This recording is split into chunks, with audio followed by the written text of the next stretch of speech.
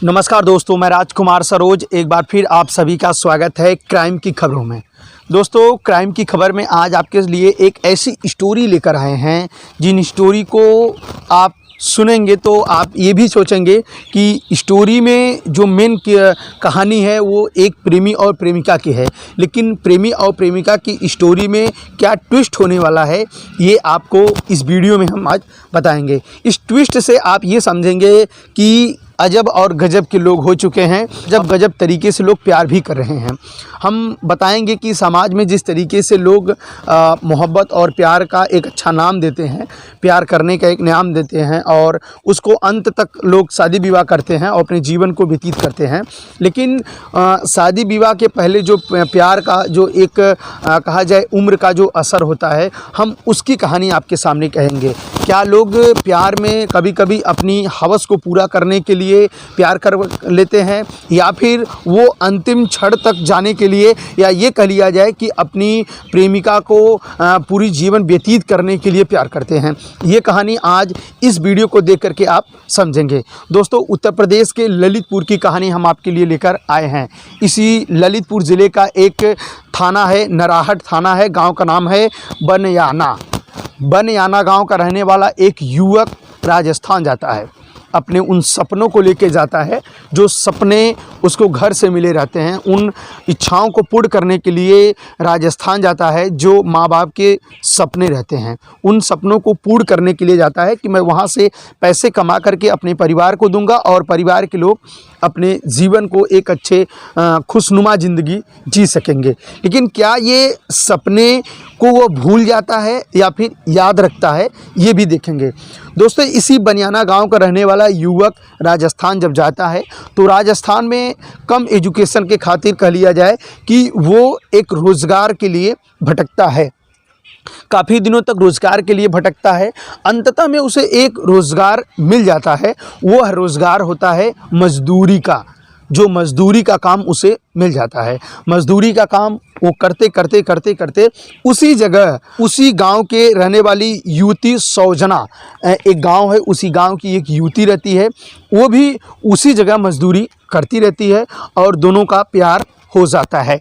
काफ़ी दिनों तक दोनों एक साथ, लेकिन फिर भी इनका रहन सहन, इनका उठना बैठना, या ये भी कह लीजिए ये इस तरीके से चलते थे तो ऐसा लगता था कि इन दोनों की शादी हो चुकी है, लेकिन इन दोनों की शादी नहीं हुई रहती है। युवक काफ़ी दिनों तक युवती के साथ रहता है, अपनी प्रेमिका मासूका के साथ रहता है, लेकिन प्रेमी एक बार घर आ जाता है। जब प्रेमी घर आता है तो प्रेमिका भी अपने घर आ जाती है, माने कह लीजिए कि सौजना वो अपने घर आ जाती है। उधर लड़का बनियाना गांव में आ जाता है। तो इन दोनों की बातचीत होती रहती है, लेकिन युवक अपने गंदी हरकतें उसके दिमाग में चलने लगती है। अब आप गंदी हरकतों में ये भी समझ सकते हैं कि युवक ये सोचता है कि अब हमारी दूसरी लड़की से अगर शादी हो जाए तो हमें और अच्छा रहेगा, या ये कह लीजिए कि उसके ख्वाहिशें बढ़ गई थी, या ये भी कह लीजिए कि उसकी हैवानियत जो थी वो अब दूसरी तरफ रुख मोड़ ले रही थी।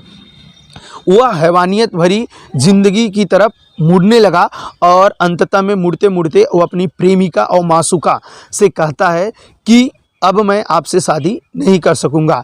पहले तो युवती बार बार, माने मासूका बार बार उसको समझाती है कि नहीं, जो भी चीज़ें हमारे आपके बीच हुई वो ऐसा ना हो कि एक दिन खुल जाए, लेकिन फिर भी युवक अपनी हरकतों से बाज नहीं आता था। जब युवती ने ज़ोरदार दबाव उसके ऊपर बनाया तो युवक ने साफ साफ इनकार कर दिया कि मैं शादी नहीं कर पाऊंगा।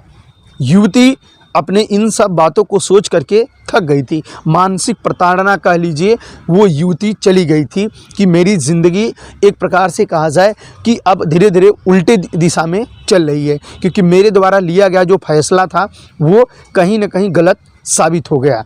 युवती पहले उस प्रेमी को फिर भी मनाती है, लेकिन वो प्रेमी नहीं बाजाता है, अपने उसी उत्तरों को लेकर खड़ा रहता है। अंततः में प्रेमिका अपने दोस्त, एक प्रेमी के दोस्त से वो पहले तो जो कि मित्रता बनाती है, इसके बाद एक जाल बिछा देती है, उस लड़के के हत्या के लिए एक जाल बिछाती है। और अंततः में रविवार सुबह 4 बजे इन दोनों की पहले बात हो जाती है और डेट पड़ता है कि रविवार सुबह 4 बजे उसी जगह आना है जहाँ युवती अपने प्रेमिका को बुलाती है, माने अपनी सहेली के कहा जाए कि घर पे बुलाती है। हालांकि उस घर पे कोई नहीं रहता था, सिर्फ उसको ये चीज़ वहाँ घटने का अंजाम देना था, इसलिए पूरी प्लानिंग उन्होंने सेट की, प्रेमिका ने पूरी प्लानिंग सेट की। इसके बाद युवक को बुलाती है रविवार को सुबह 4 बजे। रविवार को सुबह 4 बजे के बजाय युवक 3 ही बजे वहाँ पहुँच जाता है और 1 घंटे युवती माने मासूका का इंतज़ार करता है, लेकिन युवती नहीं आती है। फिर करीब 4 बजे युवती अपने 4 दोस्तों के साथ वहाँ पहुँचती है और पहुँचते ही युवक को पहले खूब उसके दोस्त और युवती पीटते हैं। पीटने के बाद चाकू से उसके प्राइवेट पार्ट को काट डालती है। अब आप ये सोचिए कि ये युवती अगर इतनी बड़ी कठोर कदम उठाई तो इसमें किसकी बात है। युवक किसी तरीके से अपनी जान बचा करके मोटरसाइकिल से अपने दोस्त के परिजन के यहाँ पहुँचा। इसके बाद परिजन उसको जिला अस्पताल लेके गए, जहाँ हालत नाजुक देख करके उसे झांसी के मेडिकल कॉलेज में रेफ़र किया गया, जहाँ उसका इलाज चल रहा है। युवक के पिता ने थाने मतलब नराहर थाने में एक तहरीर दी है, जिसमें एक युवती 4 युवक मिल करके मतलब उसके दोस्त ने मिल करके उसके लड़के के ऊपर जो है कि पहले मारपीट की गई, फिर उसके बाद युवती के द्वारा उसके लड़के के प्राइवेट पार्ट को काटा गया है। हालांकि यह बात भी पुष्टि युवक ने की है कि उसके प्राइवेट पार्ट को काटा गया है। उधर पुलिस ने भी बताया कि तहरीर में ऐसा मिला है, हमने चारों लोगों के खिलाफ मुकदमा पंजीकृत कर लिया और आरोपियों की गिरफ्तारी के लिए टीम भी गठित की गई है। ये जो कहानी हमने आपको लिए लेकर आई, ये प्रेमी प्रेमिका की कहानी आपके दिल तक ज़रूर पहुंचेगी, क्योंकि जो प्रेमिका ने इतनी कठोर कदम उठाई, आखिर क्यों उठाई? क्या युवक की गलती थी या फिर युवती की गलती थी? ऐसे कई सवाल आपके दिमाग में चलते होंगे। बहरहाल यह खबर देख को आपको कैसा लगा? अगर ये वीडियो आपको अच्छी लगी हो तो चैनल को सब्सक्राइब करें और कमेंट में अपनी राय को दें और ख़बरों को ज़्यादा से ज़्यादा शेयर करें, ताकि इसी प्रकार की खबरें आप सभी के बीच लेकर आते रहें।